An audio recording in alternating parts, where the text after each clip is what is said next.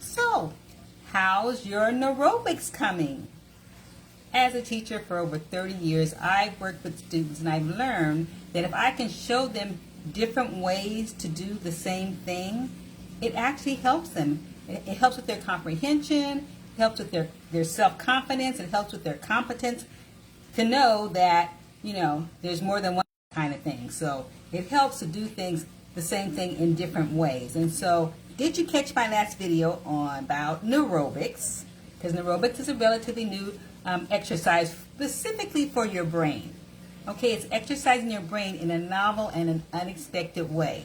And so you're not talking about stopping all the other exercises that we've been talking about. You want to keep your cardio going because that's a great form of exercise. You want to keep your balance, definitely, your flexibility training, definitely, your weight training or strength training, definitely, your coordination exercises, definitely, and you want to add neurobic exercises. Now, before you get all discombobulated about adding something else, I want you to know that what I like about neurobic exercises is that it is just tweaking things that you already do.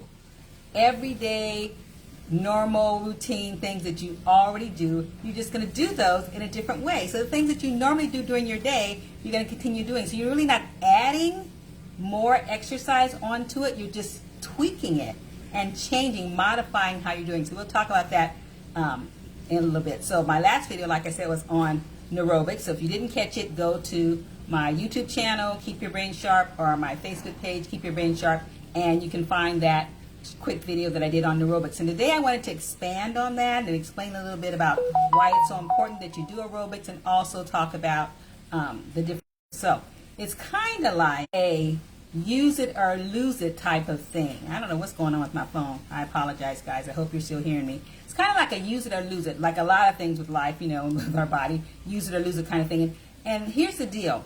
We become creatures of habit, and that's not entirely a bad thing because you get into your routines. It helps you accomplish certain things throughout your day. You don't forget about certain things. It becomes part of your behavior, and you just knock it out, and that's wonderful.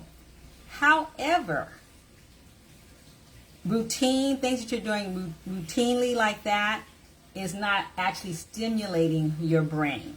I mean, it's okay to do that. It's good for its purpose, but you also need to recognize that you have to stimulate your brain because anything that you do over and over and over repetitively the same way, your brain just goes on autopilot and it's not really working. It's not really being challenged or anything like that. I needed to cut my thing to do not disturb. I apologize. But anyway, okay, so must be really popular. Anyway, okay, so you need to work specifically on doing activities that your brain is going to be challenged so it can grow and become agile and develop new pathways and new neurons, and you can have a healthy brain. And that comes from using it and challenging it and doing a variety of different things. Just like your kids, you challenge them as they're growing up. You don't have them do the same thing from the time they're born until the time they get 18. You're always challenging them with new things, and you see their brain develop and grow and mature. Same thing with our brains. That's what neurobics is about. But the good thing is, like I said, it's routine, easy things that you do anyway. Okay, so it's just that you do it a little differently. There's been studies about it, and they say that it doesn't have to be a long, drawn-out thing. It can be brief things, but you need to do it regularly. So they advocate at least one to two times a day, and a lot of people do something neurobics in the morning, and they do a type of neurobics near the end of the day or evening or something to try to get at least two in the day. And so that's pretty easy because in the morning you're doing a whole lot of stuff habitually, like you're getting up, you're brushing your teeth, you're washing your face, you're taking a shower, you're putting on your clothes, you're eating your food. All those preparatory things that you're doing, you can turn into a neurobic activity. Yeah, by changing the dominance that you're using to do that activity, the sense that you're using, okay? Because we all have, our five senses and whatever, and they're, located in different parts in our brain kind of thing. And because we use so much of our vision, and it can be imbalanced. We can use that all the time and slough off on using our sense of touch, our sense of taste, our sense of smell. And so those things can get neglected and you won't have those pathways. And they say that part of with neurobics is you're making new associations.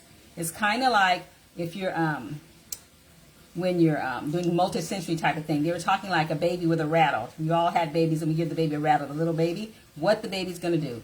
It's going to feel it, it's going to shake it, it's going to bang it. Eventually, it's going to put it in its mouth. It's going to use all its senses to try to figure out what this thing is, the texture of it, the sound of it, how it looks, and even how it tastes.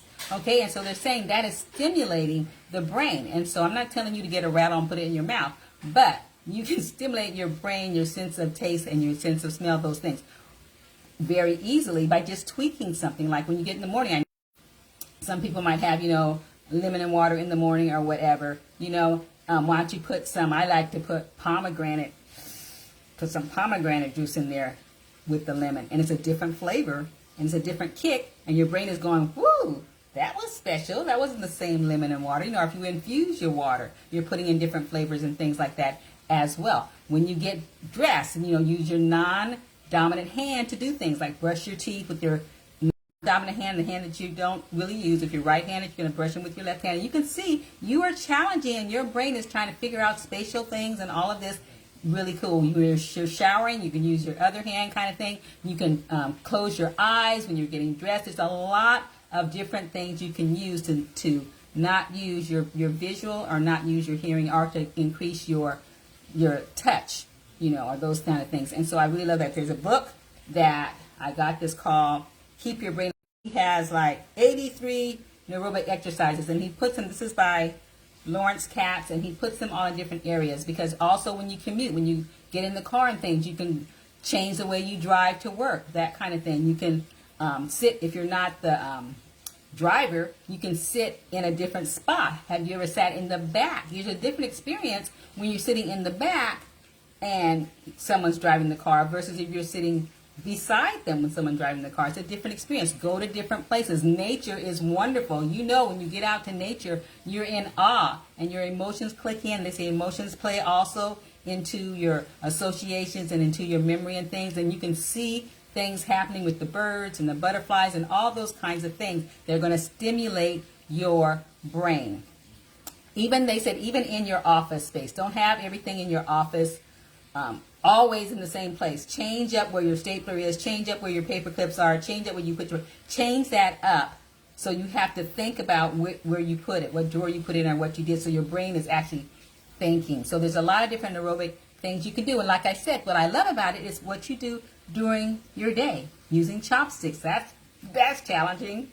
Eating with your opposite hand, that's challenging.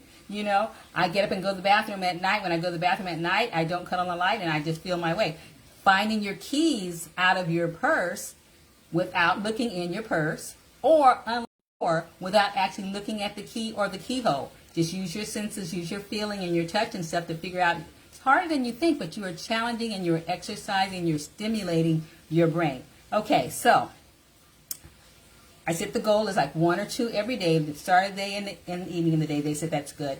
And if you want to get the book, that gives you a lot of ideas. But you can just kind of think of things like you can go in there and, close your eyes and open your drawer and get your clothes out with your eyes closed. Feel the texture of it. Know what you're looking for, but not using your eyes to find it. Use your sense of touch and the texture to find it. It's a lot of things you can stimulate your brain easily. So, hope that was helpful to you, because it is very, very important if you want to keep your brain sharp. So, if you have not taken my Better Brain quiz, that's up on my website. I haven't talked about that in a while, but it's a Better Brain quiz. It's a free quiz on my website. Keep your brain sharp. You can click on there and take the quiz, and they send you, a summary of how you did, so you can kind of see how your brain is operating right now, because your brain's destiny is in your hands.